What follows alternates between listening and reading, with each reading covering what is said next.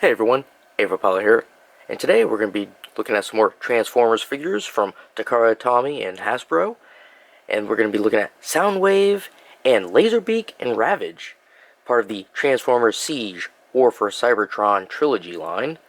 So, really cool. Awesome thing about this guy, I got him off eBay, but he actually comes with a upgrade kit. Instead of the normal blue eyes, is it blue? I think they usually come with blue. Let's just check the back real quick. Nope, yellow. So, he usually comes with yellow eyes, but this one they put the red eyes in. So that is very cool. So he's more like his animation counterpart, at least from G1. I think G1 he had red eyes. I can't remember now, and I'm watching G1. Oh well. But I also had to go ahead and get these guys, because, yeah, they can go inside them. So that's pretty cool. So, he is a Voyager class figure, and these are Micromasters, which I guess Micromasters is kind of like, I almost want to say they're like core class. At least nowadays, the small ones are called core, I guess. Maybe they didn't have core back then. I don't know. I really don't know. But I think it's cool. You know, if you're going to get him, you got to get the cassettes to go with him, right? So if you look over here, get a nice picture of him standing with some lightning in the background there. And here you just get a picture of them. Turn all the way around. So, Soundwave has 25 steps to turn him into his Cybertronian tank. I don't know what that's supposed to be, but a lot of Soundwaves turn into that for some reason. I don't know why, I just can't seem to get one, or a newer one that turns into an actual tape player. That would be cool. But you got Ravage. He takes 7 steps to transform into the cassette, and Laserbeak only takes 4 steps. Pretty cool. And he also comes with fire blast effects. So, I mean, I don't really care about the effects, but I mean, they're cool. Some people would put them on for show and whatnot, but, alright. So, why don't we get them all open and take a closer look. Alright, here they are out of their packages. Really cool. So, before we talk about the figures, let's see. We got instructions for Ravage and Laserbeak here. Really small.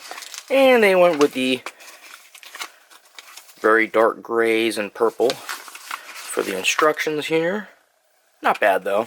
I mean, they don't have that many different steps anyway, so it can't be that difficult. Now, since he was technically used, and he was opened out of the pack before I got him, you know, that way they could put in the special eyes, I had to buy directions separately. I thought I got the right one, but it turns out I got Sound Blaster directions. I guess I wasn't paying well enough attention when I bought this. I just saw the picture and the sounds. I thought, oh, Soundwave. But, I mean, can't be too much of a difference, right? I mean, it's going to be the same exact guy. Even shows, like, the same weapons that he came with. So, I don't know. Now, Ravage and Laserbeak here didn't come with anything. He came with some stuff, of course. Even though his compatriots did not. He comes with this little weapon here.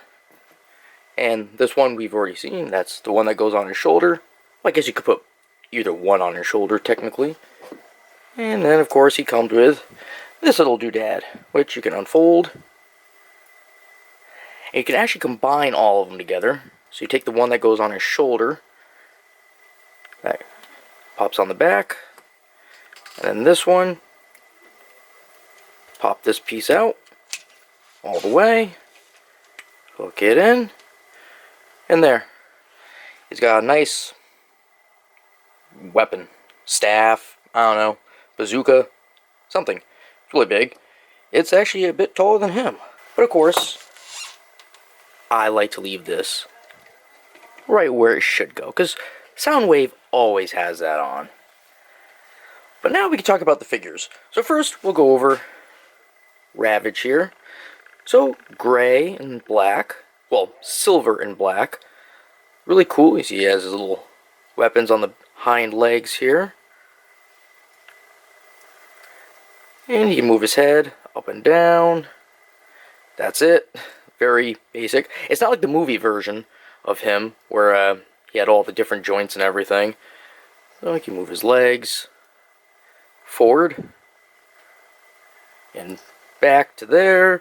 But then he has the actual little parts of the legs that can move. Alright, and his back legs are pretty much the same. They can go back, forward, and then they got the little part of the leg down here that can move. He's got no tail. And we got Laserbeak, red, silver, and black, with a little bit of yellow on the front. Him, he has some movement, you know, he can move his neck, he can move the head. He's got his wings, and he's got the legs. And those can't go forward and back, they can only go out and in. So Soundwave here, very cool. I love this look of him. He's all damaged looking. So he's got blue, gray, and a little bit of gold trim in certain places. And on his legs he has some gold and like a metallic pink. Pretty cool. And his eyes, like I said, they have the custom eye set in there, so it's red. And what's cool about this is because it has that red in the back, when light hits it, it makes the eyes kind of light up. You cover it, and it would go away. Pretty cool. I like that. Very nice. I love the beat up look. So he's got like paint missing in places like around his legs. Some wear and tear. It looks like this has been shattered. In the back of him, not much going on in the back. No real details there. Looks like you can see I think it's supposed to be a cockpit when he turns into his other form. Which I don't know why he would have a cockpit in the other form. They don't have humans on Cybertron. So, you know, he's got a little button here. Oh, yeah. That opens so much better than the Studio Series one. The Studio Series one only really opened once you put one of the cassettes in. So, articulation is next, I guess. We've got the head. You can go all the way around. He can kind of look up, down. It is kind of loose. It could have became that way originally, or it could be because, again, with the modding of that. We got his little cannon here. This can move around. We got his arms. They can go up to a little past 90. Go all the way around. And right around here, they can turn. Alright. And then for the elbow, double jointed. So you can go 90. And then a little bit more. Look at that. Oh, his hand folded in. Yeah, so his hands don't do anything except for folding in and out. Kind of a shame. They couldn't have it turn. But then we got his waist. I'll go around. We got the legs. Move his arms a little bit. His legs can go past 180. Look at that. Very cool. Forward.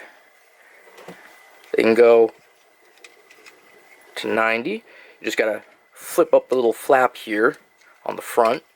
And going back, there's nothing back there to prevent it. So, almost 90. Then right here is where the twistable, and we got the knees. And not double jointed knees. But it's still 90. We got the feet. Not much going on with the feet. Kinda can wiggle waggle a little bit. They can go, yeah, in and out, just a little bit. They do that better than they do forward and back. They don't twist or anything. So I guess next we'll put these guys in cassette form and put them inside. Ravage and Soundbeak. And let's see how easily they go right in.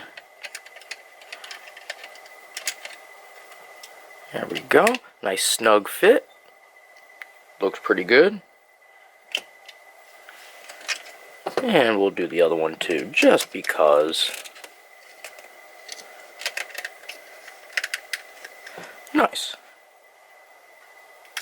And it's cool because, you know, if you want to save shelf space, you know, you can always put one of them in there at least.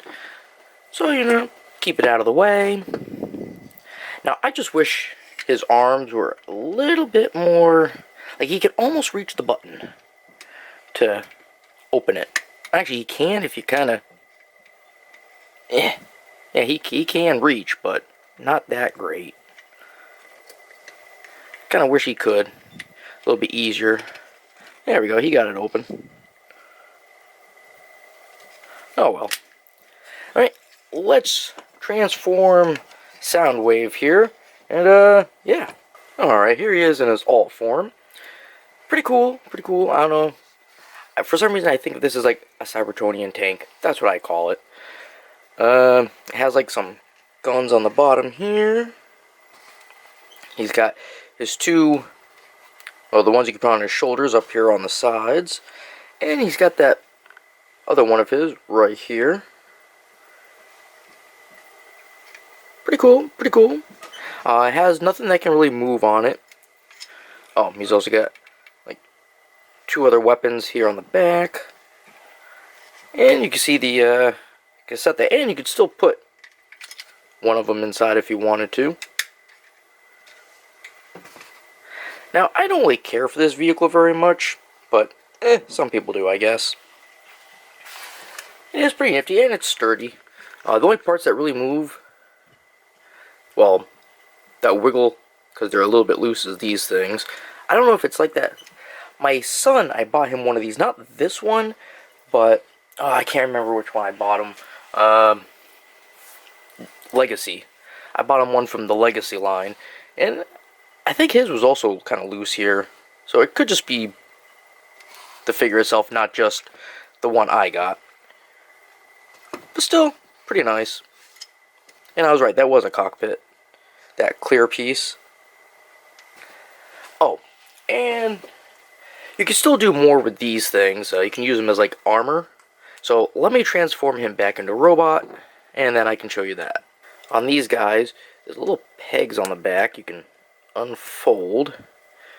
And you can actually put right in these shoulder holes. One there. And gimme. Here we go. One right here. And there. So you could put more, you could store more. You know, one inside, two on the shoulders, and it gives them some, like, extra armor there. Alright, let's just spin my review of Transformers Soundwave, Ravage, and Laserbeak from Transformers Siege War For Cybertron trilogy. And if you have any comments or questions, feel free to leave them down below. And, as always, you all have yourselves a good one, and I will see you later.